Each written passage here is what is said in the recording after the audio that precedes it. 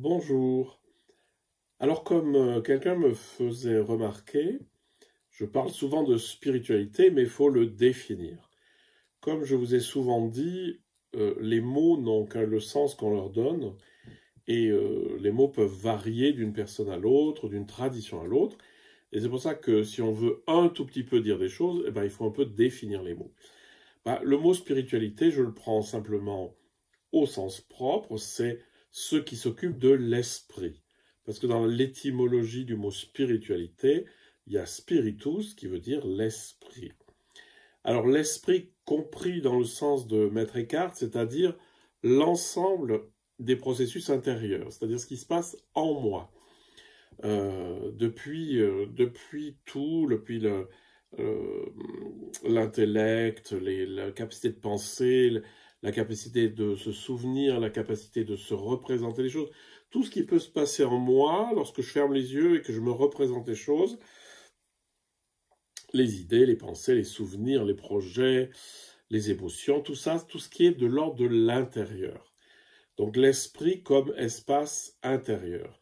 Et chez Maître Eckhart, par exemple, le mot esprit est souvent mis en parallèle avec le mot Innenkeit, l'intériorité.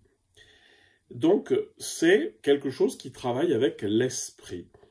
Et ce que j'aime beaucoup dire, c'est de dire que la spiritualité, c'est un art. Parce qu'un art, c'est quoi?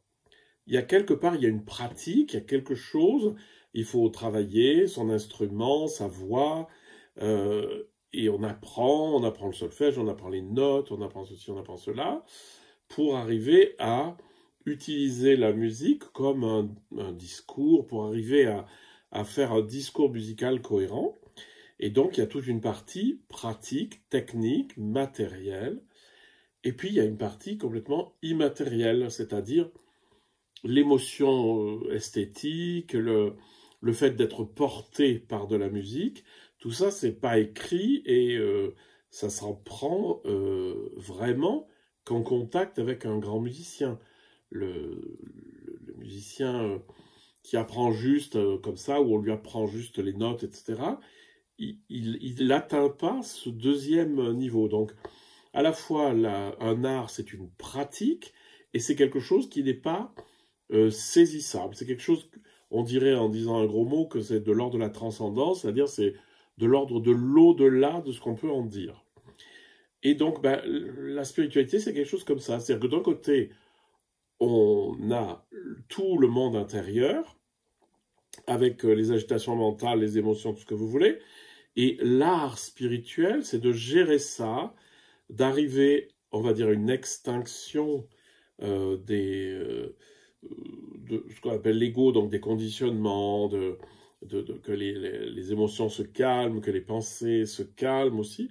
Donc une espèce de travail sur l'intériorité pour arriver à modifier finalement cet état intérieur.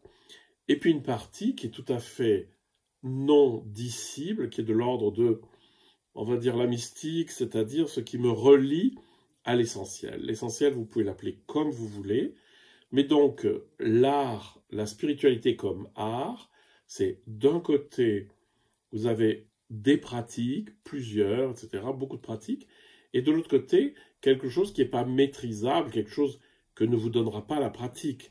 Comme en musique, vous pouvez faire des gammes tant que vous voulez, vous n'êtes pas encore en train de faire de la musique. La musique, c'est à un autre niveau. Et bien c'est pour ça que la spiritualité comme art de l'esprit me semble pertinente. Et puis j'ajoute pour montrer ce vers quoi on va, que la spiritualité c'est l'art de l'esprit heureux ou joyeux, ce qui est la même chose, ou apaisé, ou aimant. C'est-à-dire l'art de l'esprit qui est dans une qualité intérieure joyeuse, calme et aimante.